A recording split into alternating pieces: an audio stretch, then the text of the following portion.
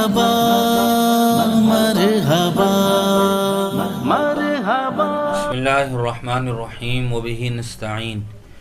گزشتہ کئی دنوں سے ان روایات کو ذکر کرنے کا سلسلہ جاری ہے جو عوام ہی میں نہیں بلکہ خواص میں بھی حدیث کے عنوان سے مشہور ہیں، اور لوگ ان کو حدیث سمجھ کر ہی ایک دوسرے کو فارورڈ کرتے ہیں اور شیئر کرتے ہیں، حالانکہ وہ من گھڑت روایات ہیں، یا یہ کہ وہ کسی بزرگ کا مقولہ ہے، کسی تابعی کا ملفوظ ہے، لیکن وہ حدیث نہیں ہے۔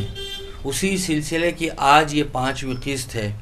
نمبر 1، بہت سے لوگ، بہت سے مقررین، خطبہ اور واعظین یہ جملہ نقل کر کے یہ کہتے ہیں کہ یہ حدیث ہے، من عرف نفسہ فقد عرف ربہ، کہ جس آدمی نے اپنے آپ کو پہچان لیا، اپنے نفس کو پہچان لیا، اس نے گویا اپنے رب کو پہچان لیا۔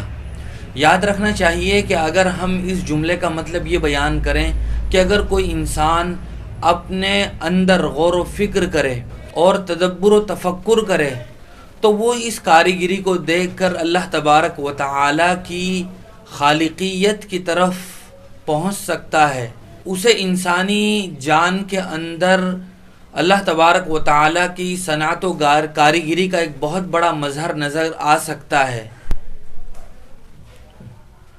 اور اس طرح گویا وہ اللہ تبارک و تعالی کو پہچان سکتا ہے۔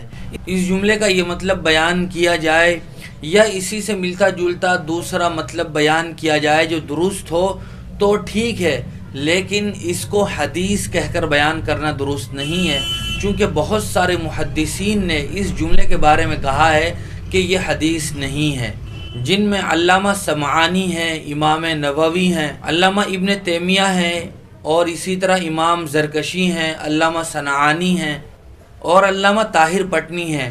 اس جیسے کئی محدثین ہیں جنہوں نے اس روایت کے بارے میں لکھا ہے کہ یہ من گھڑت ہے، حدیث نہیں ہے۔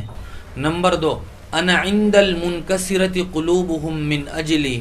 اس جملے کے بارے میں بہت سے لوگ یہ کہتے ہیں کہ یہ حدیث قدسی ہے، جس کا ترجمہ یہ ہے کہ میں ان لوگوں کے دلوں کے پاس ہوتا ہوں جن کا دل میری وجہ سے ٹوٹا ہوا ہو، گویا اللہ تبارک و تعالی یہ کہہ رہے ہیں۔ یاد رکھنا چاہیے کہ یہ حدیث بالکل نہیں ہے، نہ تو یہ حدیث قدسی ہے اور نہ ہی حضور صلی اللہ علیہ وسلم کا فرمان ہے۔ مغالطہ غالباً اس طرح ہوا کہ امام غزالی علیہ الرحمہ نے اپنی کتاب بدایت الہدایہ کے صفحہ نمبر 40 پر ان الفاظ کو ذکر کیا ہے اور بغیر سند کے لکھا ہے، تو وہاں سے بہت سارے لوگوں نے سمجھا کہ یہ حدیث ہے، حالانکہ یہ حدیث نہیں ہے۔ ملا علی قاری علیہ الرحمہ نے بہت سا محدثین کے ساتھ اس روایت کے بارے میں لکھا ہے کہ اس کی کوئی اصل نہیں ہے۔ علامہ امیر مالکی ایک بہت بڑے محدث عالم گزرے ہیں، انہوں نے اپنی کتاب النخبۃ البہیہ میں ان الفاظ کو ذکر کرنے کے بعد لکھا ہے کہ ان الفاظ کی کوئی اصل نہیں ہے، بلکہ یہ امام شافعی کا قول ہے، حدیث نہیں ہے۔ بہت سے لوگ اس جملے کو حدیث کے عنوان سے نقل کرنے کے بعد علامہ اقبال علیہ الرحمہ کا وہ شعر بھی پڑھتے ہیں، تو اسے بچا بچا کے نہ رکھ کہ یہ آئینہ ہے وہ آئینہ، جو شکستہ ہو تو عزیز تر ہے نگاہ آئینہ ساز میں۔ یہ شعر بھی اپنی جگہ درست ہے، لیکن یہ جو الفاظ ہیں انا عند المنکسرۃ قلوبہم من اجلی، یہ روایت اور حدیث نہیں ہے۔ نمبر 3، ان لم تکن العلماء اولیاء اللہ فلیس للہ ولی۔ بہت سے لوگ جب علماء کی فضیلت بیان کرتے ہیں تو یہ جملہ حدیث کے نام سے ذکر کرتے ہیں، جس کا ترجمہ یہ ہے کہ اگر یہ علماء اللہ کے ولی نہیں ہیں تو پھر اللہ کا کوئی ولی نہیں ہے۔ اس جملے کے بارے میں علامہ سخاوی، علامہ شوکانی، اسی طرح علامہ طاہر پٹنی وغیرہ نے یہ لکھا ہے کہ یہ روایت اور حدیث نہیں ہے، چونکہ یہ حدیث کے کسی بھی مستند ذخیرے میں موجود نہیں ہے، بلکہ بہت سارے محدثین نے لکھا ہے کہ یہ امام ابو حنیفہ علیہ الرحمہ کا اپنا ملفوظ ہے، قول ہے، حدیث اور روایت نہیں ہے، لہذا اس کو حدیث کے عنوان سے بیان نہیں کرنا چاہیے۔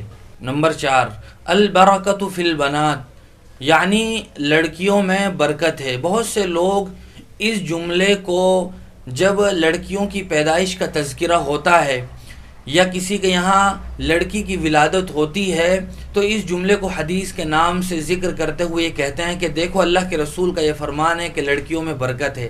یاد رکھنا چاہیے کہ جناب نبی کریم صلی اللہ علیہ وسلم نے اپنی بہت سی احادیث میں لڑکیوں کی پیدائش پر والدین کے لیے ان کی صحیح پرورش اور مناسب جگہ رشتہ اور شادی کرنے پر بہت سے فضائل اور مناقب کا تذکرہ ہے۔ زمانہ جاہلیت میں جس طرح لڑکیوں کو زندہ درگور کر دیا جاتا تھا تو اس کے مقابلے میں اسلام نے عورتوں کو، لڑکیوں کو عزت بخشی، اور حضور اکرم صلی اللہ علیہ وسلم نے ایسے لوگوں کے لیے بہت سخت وعید بیان کی جو لڑکی کی پیدائش پر ناخوش ہوں یا یہ کہ ان کو زندہ درگور کر دیں، اور اس کے مقابلے میں پرورش پر بہت سے فضائل بیان فرمائیں۔ یہ تمام تر روایات اپنی جگہ درست ہے، لیکن لڑکیوں کی ولادت پر اس طرح کے الفاظ بیان کرنا اور پھر اس کو حدیث کہنا یہ درست نہیں ہے، چونکہ یہ حدیث بالکل نہیں ہے۔ نمبر 5، الناس علی دین ملوکہم، لوگ اپنے بادشاہوں کے دین پر ہوتے ہیں۔ بہت سے لوگ ان لفظوں کو ذکر کرنے کے بعد حدیث کا حوالہ دیتے ہیں کہ یہ حدیث ہے۔ یاد رکھنا چاہیے کہ اس حدیث کا جو معنی ہے، ترجمہ ہے، وہ ایک دوسری ضعیف حدیث سے ملتا جلتا ہے، اور اس کا معنی اپنی جگہ درست ہے، لیکن یہ الفاظ حدیث نہیں ہے۔ انہی الفاظ کو حدیث کہا جا سکتا ہے جو حضور صلی اللہ علیہ وسلم کی زبان فیض ترجمان سے صادر ہوئے ہوں، یا آپ کا وہ فعل ہو، یا وہ آپ کی تقریر ہو، یعنی آپ کے سامنے کسی صحابی نے کوئی عمل کیا ہو اور آپ نے اس پر کوئی نکیر نہ فرمائی ہو، اس کو حدیث کہا جاتا ہے۔ کسی جملے کا ترجمہ اور مطلب شریعت کے مطابق ہو تو اس کے مطابقت کی وجہ سے وہ جملہ حدیث نہیں ہو سکتا۔ اسی طرح اس جملے کا حال ہے الناس علی دین ملوکہم، کہ لوگ اپنے بادشاہوں کے طرز پر، ان کے دین پر ہوتے ہیں۔ اس کا ترجمہ اور مفہوم کسی نہ کسی لحاظ سے درست ہے، لیکن یہ جملہ حدیث نہیں ہے۔ اس سے ملتے جلتے جو الفاظ ہیں وہ یہ ہیں، لا تسبوا الائمۃ وادعوا اللہ لہم فإن صلاحہم لکم صلاح، کہ تم اپنے پیشواؤں کو، اپنے اماموں کو گالیاں مت دو، اپنے قوم کے سرداروں کو، اسی طرح ملک کے بادشاہوں کو، سب کے سب ائمہ میں شامل ہیں، تم ان کو گالیاں مت دو، برا بلا مت کہو، ان کے لیے دعا کرو، کیونکہ ان کی بھلائی یہ تمہارے لیے خیر و فلاح کا ذریعہ ہے۔ اس طرح کے الفاظ تو ضعیف روایت میں ملتے ہیں، لیکن الناس علی دین ملوکہم یہ حدیث کے الفاظ نہیں ہیں۔ نمبر 6، ما من نبی نبی الا بعد الاربعین، اس طرح کے الفاظ بھی حدیث کے نام سے مشہور ہیں۔ بہت سے علماء واعظین بھی اس کو حدیث کے لیبل کے ساتھ ہی بیان کرتے ہیں، جس کا ترجمہ یہ ہے کہ جتنے بھی نبی بنائے گئے سب نبیوں کو 40 سال کی عمر کے بعد نبی بنایا گیا۔ یاد رکھنا چاہیے کہ علامہ ابن جوزی علیہ الرحمہ نے ان الفاظ کو بالکل من گھڑت کہا ہے کہ یہ حدیث نہیں ہے، اور اس لیے بھی من گھڑت ہیں چونکہ ان کا جو مطلب ہے وہ بھی صریح آیات کے خلاف ہے۔ اللہ تبارک و تعالی نے حضرت یحییٰ علیہ السلام کو اس سے پہلے یعنی 40 سال کی عمر سے پہلے ہی نبی بنا دیا تھا۔ اسی طرح حضرت عیسیٰ علیہ السلام کے بارے میں آتا ہے، ان کو اللہ تبارک و تعالی نے 40 سال سے پہلے ہی نبی بنا دیا تھا۔ لہذا اس طرح کی بات بیان کرنا اور اس پر پھر حدیث کے نام سے جملہ نقل کرنا درست نہیں ہے۔ نمبر 7، المغتاب والمستمع شریکان فی الاسم، اس کا ترجمہ یہ ہے کہ غیبت کرنے والا اور سننے والا دونوں گناہ میں برابر کے شریک ہیں۔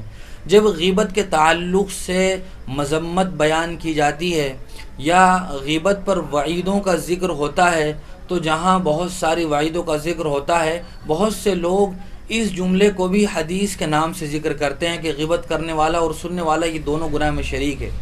یہ بات تو اپنی جگہ درست ہے کہ غیبت کرنا شریعت میں نہایت ہی گھناؤنا اور سنگین جرم ہے۔ اللہ تبارک و تعالیٰ فرماتے ہیں وَلَا يَغْتَبْ بَعْضُكُمْ بَعْضًا أَيُحِبُّ أَحَدُكُمْ أَن يَأْكُلَ لَحْمَ أَخِيهِ مَيْتًا فَكَرِهْتُمُوهُ، کہ تم ایک دوسرے کی غیبت مت کرو۔ کیا تم میں سے کوئی آدمی اس بات کو پسند کرے گا کہ وہ غیبت کر کے اپنے مردار بھائی کا گوشت کھائے؟ ظاہر ہے کہ کوئی اس بات کو پسند نہیں کرے گا۔ اس کے علاوہ احادیث میں بہت سخت وعیدوں کا ذکر ہے۔ حضور اکرم صلی اللہ علیہ وسلم نے صحابہ اکرام سے ایک بار پوچھا تھا کہ کیا تم جانتے ہو کہ غیبت کیا ہے؟ اتدرون ما الغیبہ، صحابہ کرام نے کہا کہ ہم تو نہیں جانتے ہیں، تو آپ نے بعد میں فرمایا تھا ذکر کا اخا کا بما یکرہ، کہ اپنے بھائی کا ایسا ذکر کرنا پیٹھ پیچھے جو اسے ناپسند ہو، یہ غیبت ہے۔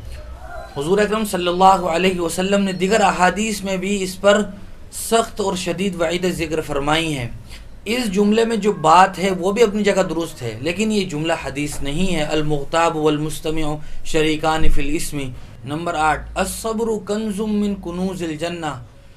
بہت سے لوگ جب صبر کی فضیلت کا ذکر کرتے ہیں تو یہ جملہ حدیث کے نام سے ذکر کرتے ہیں کہ صبر یہ جنت کے خزانوں میں سے ایک خزانہ ہے۔ یہاں بھی یہی بات قابل غور ہے کہ صبر کے قرآن و حدیث میں بہت سے فضائل ہیں۔ وَاسْتَعِينُوا بِالصَّبْرِ وَالصَّلَاةِ إِنَّمَا يُوَفَّى الصَّابِرُونَ أَجْرَهُمْ بِغَيْرِ حساب۔ حضور نے فرمایا الصبر عند الصدمة الأولى۔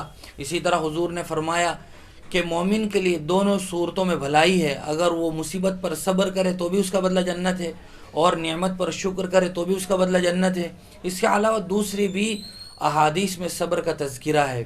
علامہ مناوی علیہ الرحمہ نے کہا ہے کہ یہ حدیث نہیں ہے، بلکہ یہ امام حسن بصری کا ملفوظ ہے اور ان کا مقولہ ہے۔ اللہ تعالی ہم سب کو صحیح سمجھ نصیب فرمائے۔